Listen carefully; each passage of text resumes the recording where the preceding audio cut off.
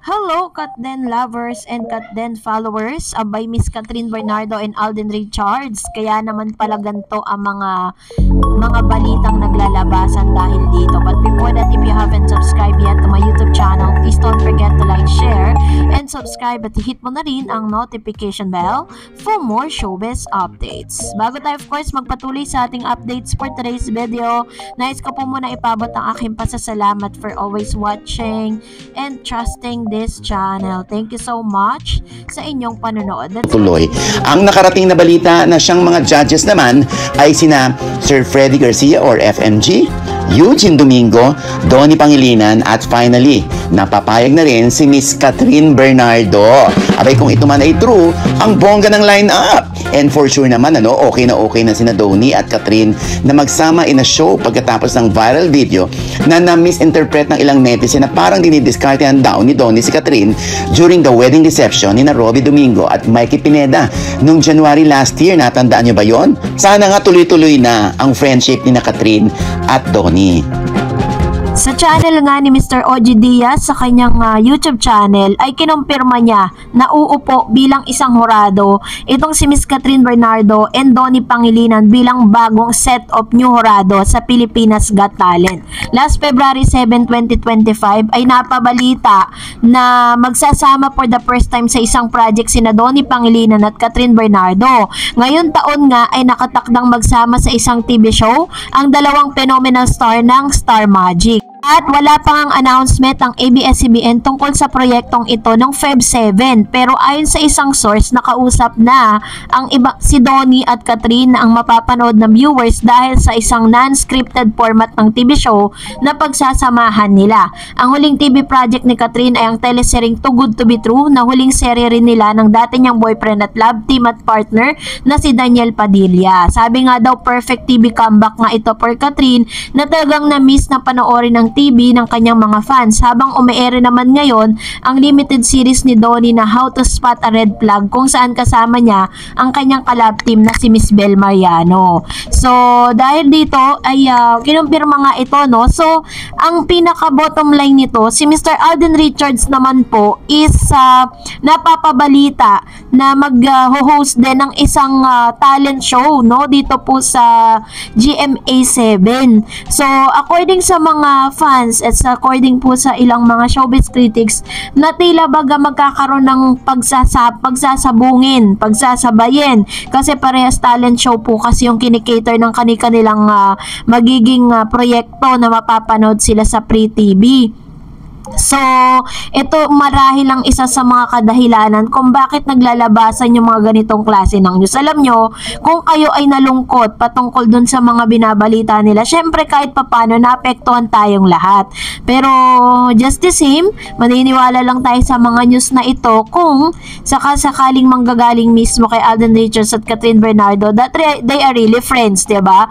At pag sinabi nila yon, that's the time na pwede na tayo mag-move on pare-parehas. Kung talagang ayaw talaga ni Miss Catherine kay Alden Richards at talagang mas pinili nilang maging magkaibigan. Pero this time, nakikita ko na it's a management decision because yun nga, kaya pala sabi po ni Mr. OG Diaz na napapayag si Miss Catherine na mag-host po ng ito pong PGT or Pilipinas Got Talent dahil alam niya na parang pagsasabungin at pagtatapatin yung kanilang programa ni Mr. Alden Richards sa kabilang network kasi si Alden is mag-host din po siya ng isang show, reality show din po yun or parang non-scripted show kung saan host naman po si Mr. Alden doon.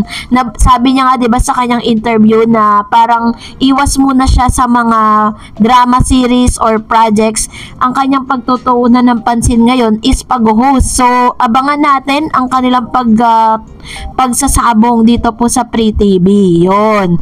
So dahil dyan, magbasa tayo ng mga komento reaction po ninyo sa ating po latest updates. Unahin natin si Jade. Sabi niya, Miss Dars, napanood ko kanina, sabi ni OG Diaz, tumigil na daw si Alden sa panliligaw kay Kat. Sobra ako nalungkot, Hais.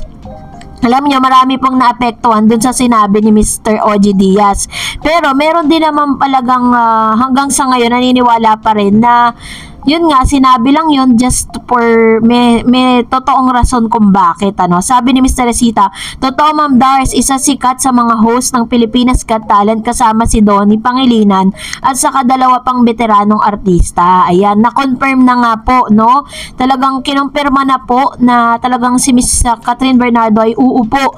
Yun yung iniisip ko eh. Kaya pala pinalalabas nila yung mga ganong news kasi parang magkaroon merong ano dyan may idea dyan kung ba't nila ginagawa yan. And then sabi ni Miss Linda Ignacio, haha, makitid ibang fans dahil madaling maniwala sa maling issue na hindi nanliligaw si Alden. Nasa inyo pa rin kung alin ang paniniwalaan. For me, Catherine, Kat Den pa rin. Ayan, so nananatili pa rin Kat Den, no? So, kung hindi man sila magkatuluyan, that's okay, di ba? Ang importante is sineportahan natin sila. Umasa man tayo na maging sila, diba? Pero sumaya naman tayo. Sabi ni Miss Herminia, yes Ma'am Doris, basta Kat Den at Direct Cathy or kaming lahat. Ayan. Sabi ni Mr. July, wala na talagang pag-asa ang Kat Den. Tumigil na si Alden sa panliligay, kaya wag na tayong umasa. Ito naman po yung opinion ni Mr. July Nigo, no? And si Raquel, oy, this is the best collaboration sa Blockbuster Trio. Sana nga magkaroon na nga ang pagsasamahan sila Direct Cathy at Kat Den. Pwedeng producer si Catherine at Alden. Magandang samahan ng Blockbuster Trio na to. Abangan ko yung proyekto nila. Hashtag Team Panatag Kat Den. Hashtag Direct Cathy Sampana. Ayan. So, yun nga, parang magpuproduce or parang meron silang negosyong bubuksan na may kinalaman din sa paggawa ng mga international film, ganon, 'di ba? And that's really a good news kasi parang doon man lang is magkaroon po sila ng pagsasama, hindi pa man nila masundan yung kanilang proyekto. Sabi ni Miss Benga Susena, hello good day Miss Tareds and to all Kat Den fans sa lagi nakatutok sa vlog mo Miss Tareds. Na Miss Tareds, napanood mo na ba yung kay OG Diaz ngayong Feb 18 episode? Sabi niya daw ng reliable source niya na malapit kay Kat, huminto na raw ng paliligaw si Alden kay Kat. Naku, dagdag lungkot naman yan sa mga expectorant ng Kat Den fans kung totoo ang chika ni OG. Ako, ayan, ito naman po yung kanyang pasaloobin with regards to this ha. Sabi niya, ako sila man o hindi okay lang, pero mas masaya talaga ako kung sila na lang. Kasi si Alden lang talaga ang bagay kay Kat. Kung taga showbiz lang din ang maliligaw kay Kat, pero sila nang talaga makapag-decide sa mga gusto nila. Basta pag may project sila together, panonoorin ko pa din. About sa Pilipinas Got Talent, totoo, isa si Kat sa judges. Kinumpirm na ni OG.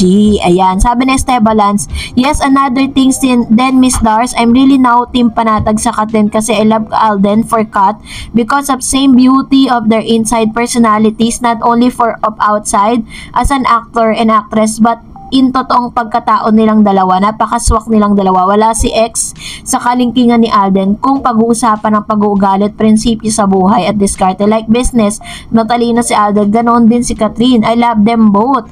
I'm manifesting them na maging endgame sila ni Catherine. Beside, my family Kat Den is my happiness and I'm watching many times every day since Feb 13, 2025 and watch last time in movie twice only because I depend on my daughter's time availability. Again, I just want to share to everyone how much love and support and Kat and Alden, kaya palagi ako nakasubaybay sa mga vlog mo everyday. Ayan. Maraming salamat po, Ma'am Estebalan, sa inyo pong komento at napaka-positibo ninyong pananaw patungkol po kay Miss Catherine and Mr. Alden Richards. So, talagang namamayagpag pa rin naman sila hanggang sa ngayon. And another thing, sabi niya, again, I just want to share everyone how much I love support Kat Den, kaya palagi ako nakasubaybay sa mga vlog mo everyday, Miss Stars.